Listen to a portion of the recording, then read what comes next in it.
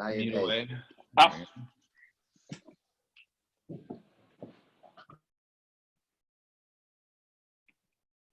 You're on.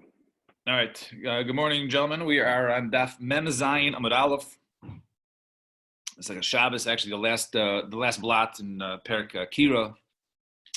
So the top,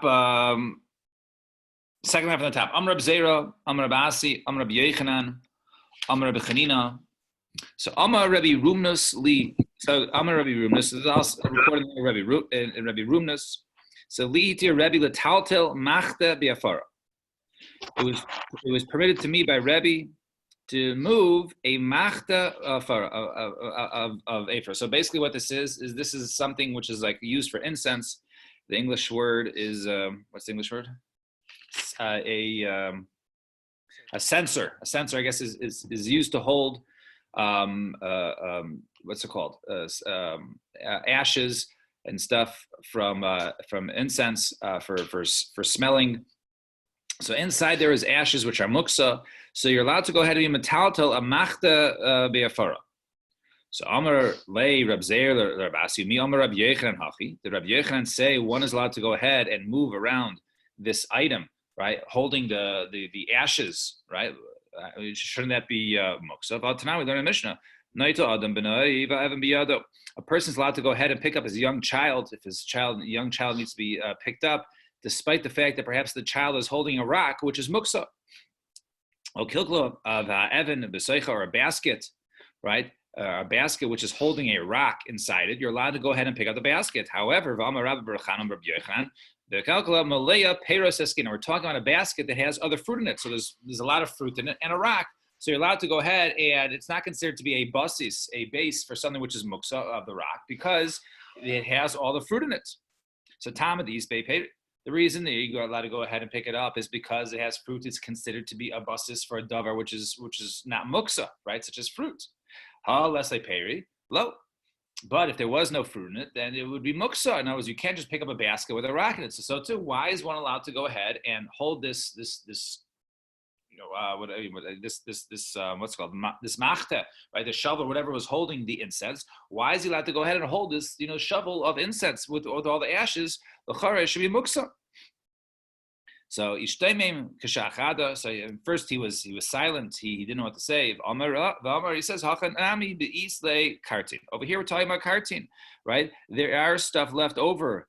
The incense, not just the ashes, the incense, and therefore there is stuff to smell. So therefore, since the movable, there's stuff to smell, there's incense on there, a person's able to go ahead and move that around for the incense and not for the ashes, which are muksa. And Amar Abaye says Abaye. So Amar, so says Abaye. So kartin, right? The bay. So Amar Abaye. So kartin. And Amar Abaye, kartin be Rebbe mi chashivi. But what about these kartin, right? These what's it called? This incense, right? That would smell good, right? Are these chashiv in the house of Rebbe, who is very wealthy? If you want to say that they're fit for anim, for poor people, about Tanya, we learn in the Brisa, big anim lanim, big shima lashir. When it comes to utensils, it has to be right for the for use on Shabbos. So when it comes to a poor person, so poor clothing, ripped clothing, that's considered to be clothing. When it comes to a poor person, for a rich person, it's a nice suit or whatever it is. Clothes they're befitting of the wealthy person. V'aldanim lashirim lo. Right, but if it's poor clothing to a wealthy person is not fit for him, so it's in the house of a wealthy person, those things are not considered clothing. It's not clothing; it's just rags. Rags, it's not makabel tuma, right? And so therefore, it has to be something which is befit. So how could you say that this incense is chashuv to Rebbe, that it should be allowed? This incense was nothing. Okay, so maybe the reason to move it wasn't because it was considered to be chashuv and it was a basis for something that was chashuv. Maybe the reason why he allowed him to move it is because it was ashes and it was gross, right? No different than a graf sharei, right? You have a a container of excrement, and it's in a room on Shabbos. You're allowed to go ahead and move it, right? A little a bedpan or something like that it was used. So even though despite the fact that it's muksa, you're allowed to go ahead and move it because it's disgusting, right? You don't have to have it in the room. So Amar Rav, so maybe that was the reason why it was permitted to move this machta, right? This machta of Ephraim. So Amar Rav, shtei shubas v'davar. No, Two differences here. You can't compare this to graf sharei. First of all, the graf sharei mice. First of all, graf sharei is mice. So over there, in the case of the used bedpan or whatever, the excrement, that's gross, that's disgusting. But ashes aren't disgusting. It's not considered to be something which is mice, right?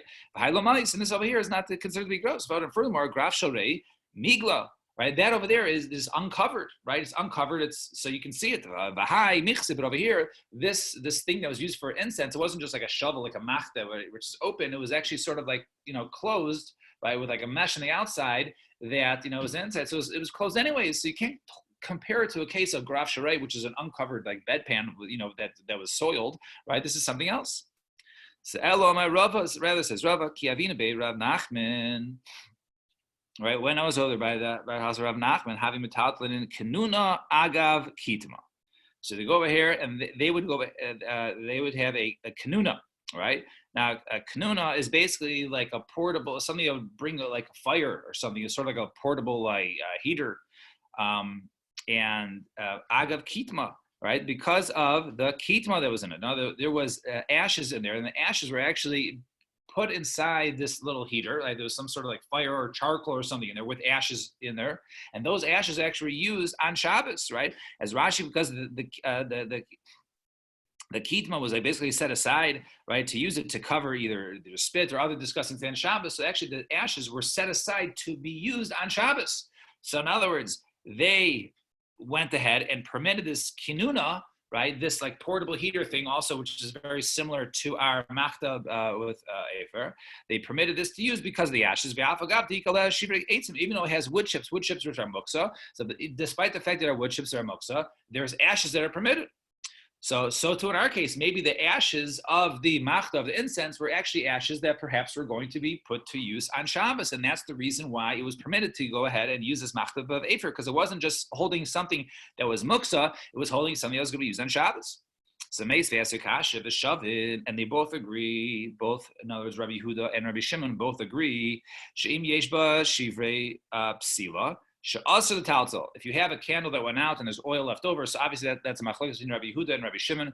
Rabbi Yehuda says the oil is left over is aser for the entire Shabbos, and Rabbi Shimon says that oil is permitted. Right? As long as the candle is out, it's mutter to go ahead and take that oil. Rabbi Shimon. However, they both agree. The shavin, they both agree that if there is a wick. All right, there was a wick that was also left over. Part of the wick, the shivrei psila, part of the wick that was left over. She'aser l'taltal. It's aser because it's a basis for a davar aser. It's a basis, even though the wick, despite the fact that the wick is less valuable than the oil. So as long as there's anything in there that's muksa, it should be muksa. So how could you say the other case, let's say, that will be permitted with ashes, and there's also wood chips. If wood chips are muksa, I don't care in terms of the price, right? If it's a basis, right, then it should be it should be muksa. So Amar Abaye says Abaye begalil shano. This case over there where they agreed was in the Galil, right? In the Galil, as Rashi points out, was a case that they didn't have a lot of cotton, they didn't have a lot of wicks, and therefore the wicks was actually more valuable than the oil. Since the wick was more valuable than the oil, so therefore the main part of the nair that was left over was not the oil, but rather it was the wick, and therefore that it became a basis to something that was more chashiv, and that's the reason why it was considered to be muksa. Levi bar Shmuel Ashechino Rabbi Abba. Rav Huna bar Chia. So Levi bar Shmuel, he was found by Rabbi Abba, Rav Huna bar Chia, Tavi Kamei Apischa de Rav Huna. So they were standing. Yeah. What was the wick made out of? Do you know what material? It was made out of flax, of linen. Flax. Okay. Yeah, pishtim. So they went over there. Levi bar Shmuel, he was by Rabbi Abba, Rav Huna bar Chia, by Rav Huna bar Chia. Tavi Kamei Apischa de Rav Huna. They're by the house of Rav Huna. So Amar Lahu Mahu Lahachzer Mito Shel Tarsaim. So a different conversation. Now, what is a halacha? Are you allowed to go ahead and put back together a bed? I guess they used to, take it apart. They didn't have, large homes, so they would take apart the beds and rebuild it. So a bed of a tarsim on Shabbos, right, of somebody who works with nechosha, someone who works with copper, right, coppersmith. Right, so are you allowed to go ahead and put these beds together? Shamalei, shapir dami. It's mutter. You can put the beds put together. There's no problem. There's no isser of being building a kli. So also the kamei de Rav Yehuda. So he said, Rav Yehuda. So he said to him,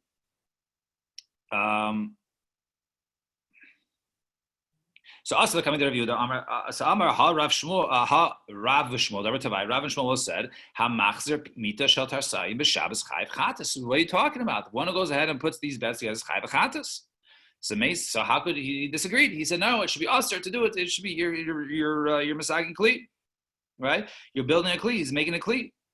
Right, it's makav patish, right? You're doing the final blow. Right? Machlokas as to what the malacha is here. So Rashi holds is makav patish, and therefore by building a kli, right? Makav patish means you're doing the final blow. You're doing the final blow, and now you're fixing this utensil, this kli, and therefore it is considered to be a your chayv chatas. So meis v'yasikash hamachzir kona menorah b'Shabbos chayiv chatas. One who goes ahead and puts back one of the branches that are coming off of menorah on Shabbos.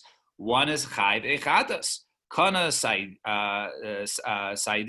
lo yachzer. However, something is sticking out of a saidin. Saidin, I guess these plasters. They used to go ahead and plaster homes, and they're like long pipes, and they put one on top of the other. So therefore, one who goes ahead and puts, attaches the pipe on there, he should not do it on Shabbos, right? He should put it back, but if he does go ahead and put it back on, pater v'aser. You're not allowed to do it, but you're not chayv chatas. It's different than the other case. The other case is different. The other case is a final blow. This over here is not a final blow because you always put more on.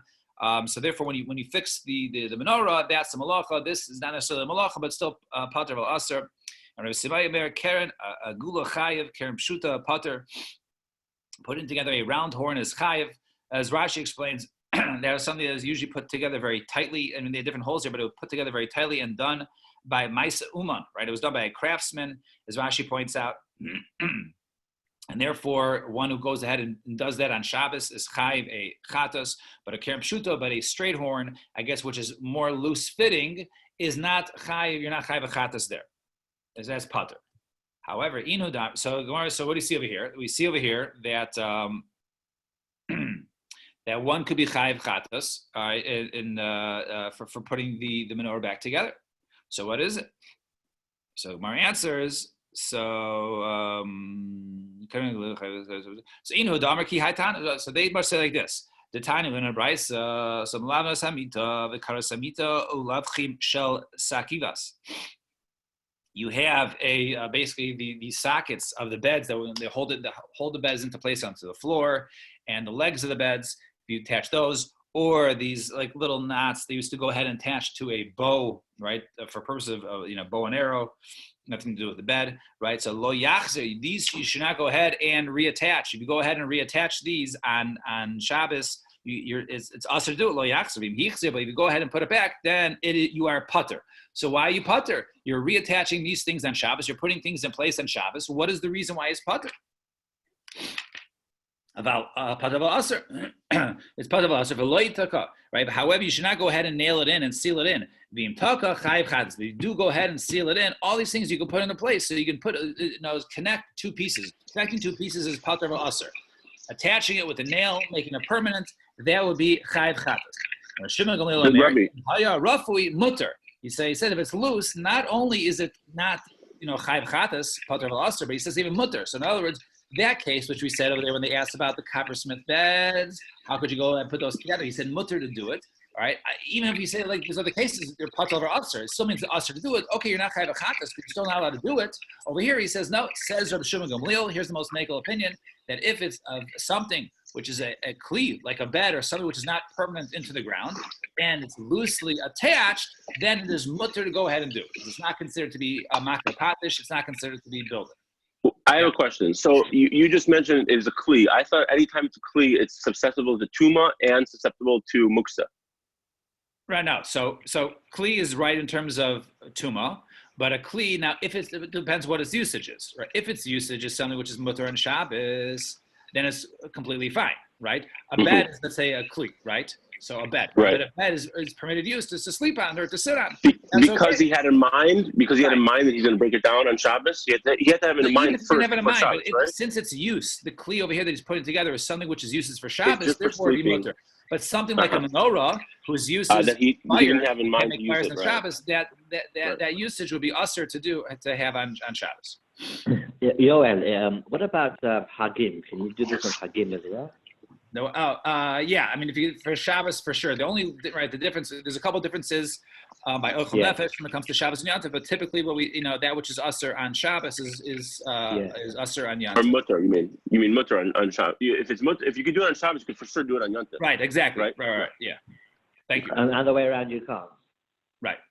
So, Bei Rav Chama Havi Mita Galina Havi Mahadri. So over there by right in the house of Rav Chama, they used to have these beds, galanisa, right? Type of that would come apart. Right, it's similar to the coppersmith bed.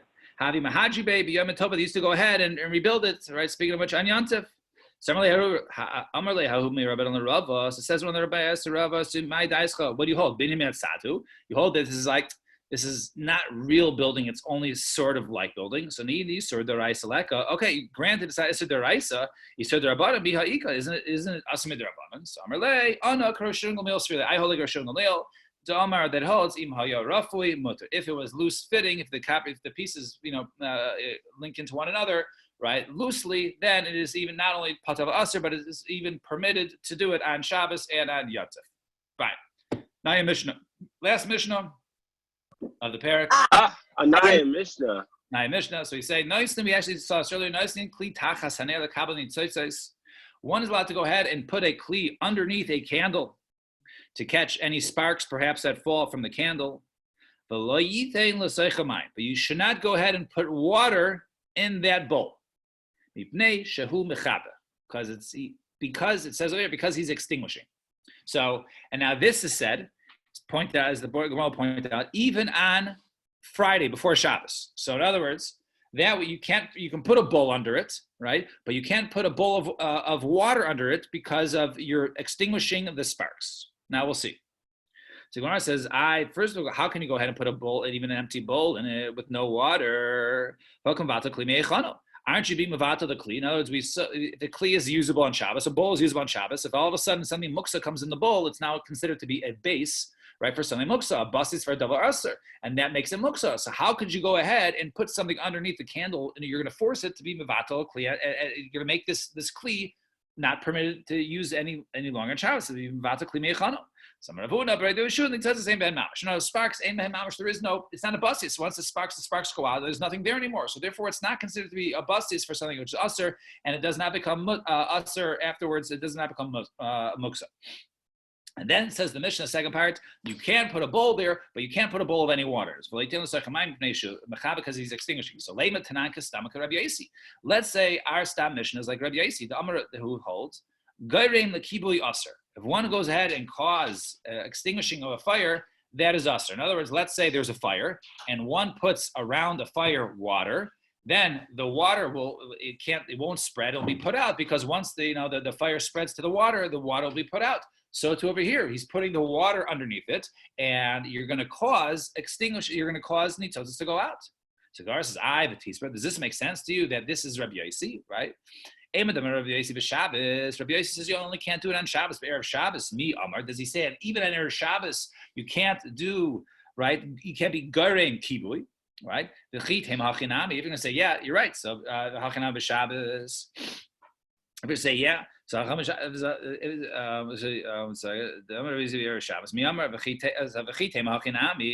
b'Shabbos. Well, Tanya, nice and kli tachas and erla kabbalit tazas b'Shabbos. Ain't circle over Shabbos. It says when it comes to by putting a empty kli underneath it, you're allowed to go ahead and put it on Shabbos. So certainly you can put a bowl underneath it on Friday, right? But now what you said, you shouldn't go ahead and put water in it because he's extinguishing. Erev Shabbos, that's talking about even on Friday. They ain't circle over Shabbos. Certainly you don't have to tell me they can't do it on Shabbos because you're being mechabe. So you see over here that the Isser is talking about being mechabe, right? Putting water even from before. So that's not what Rabbi Yossi says. So Ravashi, afilu tema rabban. Even you can say the opinion of rabbanon. Shani hacha here is different. Why? Mipnei shemekarev as kibuyav. In other words, a person over here, he perhaps in the process of putting water in the bowl, right? He'll put out sparks himself. And maybe there's already sparks in the bowl, and then he pours the water into the bowl. Now all of a sudden he's putting out the sparks on Shabbos. So therefore, since we don't want a person adding water to a bowl on Shabbos because he might go ahead and make it, the sparks go out sooner or while he's pouring it. So therefore, we also don't permit to have water from even before Shabbos as a gzeira because of that which would be done on Shabbos. So Hadran Alach, Akira. I can see Mayor still has kids sleeping in the house. Is that what it is, Mayor? You got to keep it low. Yes. Rabbits and the rabbits and sleep. All right. All right. Mazel tov. Another parak. Now we start the fourth parak. 24 parak. Fourth parak of Shabbos. Mazel tov. Mazel tov. They're all so. B'ma taimnim, b'ma ain't taimnim. Right? With what? Now we talked about hatmana a little bit. Hatmana means insulating, right? Back then they didn't have crock pots, right? They didn't have certain things to keep warm. So what they would do is they would cook things before Shabbos, and then they would go ahead and wrap it and insulate it on before Shabbos, or perhaps even on Shabbos, before Shabbos, and they would leave that over until usage, especially for the next day. Now, there are certain things that you're allowed to go ahead and do, right? And it's something which is not moisif hevel, something which does not add heat. So something which adds heat, you can't even do on Friday. You can't insulate on Friday. But if it doesn't add heat, it just maintains the heat, then that's okay. So Bameh says the Mishnah, with what can we do hatmana? What can we insulate? And what can't we insulate? So ein taimnim loy begefes. Now we can't go ahead and do hatmana of loy begefes. So gefes is the psoiles of a beis sabad. Basically, after you go ahead and crush the olives, the oil, to take the oil out, you left over the sediment with the crushed the pulp of the olives. It will soon see olives and also sesame, right? So you can't use this pulp that's left over, right? The psoiles is called v'lo zevel and not manure, v'lo melech and not with salt, v'lo seed and not with lime, v'lo chol and not with sand. Bein lachin bein yaveshin. These materials that we just mentioned, whether dry or wet, these things add heat if it's insulated. So therefore, you cannot go ahead and insulate with any of these materials. Now, that's category A. Category B is v'lo b'tevin, not with straw, v'lo b'zagin, and not with skins of wine, or of grapes, v'lo b'muchin, and not swaths of like wool or soft wool, right, or cotton or that material. V'lo b'asavin, not with grasses, b'zman she'en lachen, when they are lach, right? When they are wet. When they are wet, then they add heat. Aval toin v'hen kshem yaveshin. But if those are dried out, right, the grass or the skins of the grapes or the straw or the wool, the wool, then those things, if they're dry, then you can do hatmana. It does not add heat. So iboilu. So that's the Gemara. So iboilu gefes shel zeisim tanan aval shumshin shaper dami. Is it only, right, we're soon going to see that perhaps the heat of is it just the olives, the sediment of the olives after the crushing, because that adds heat, but from sesame, that's okay, because those don't add heat. Or maybe it's the sesame, which adds a little bit of heat, and certainly the olive sediment, which adds more heat. So in other words, everyone agrees that we're talking about olives. The question is sesame included when it says gefes in our Mishnah? So Tashma, come and listen. The Amar Rabbi Zeira Mishum Chad Debe Rabbi Yanai. So said the name of one from the Yeshiva Rabbi Yanai. Kuba Shetemin Ba Asr Lanicha Al Gefes Shel Zeisim. Right, a box that was used Hatmana Ba. So it's asr to go ahead and to put it Lanicha on top of a Gefes Shel Zeisim.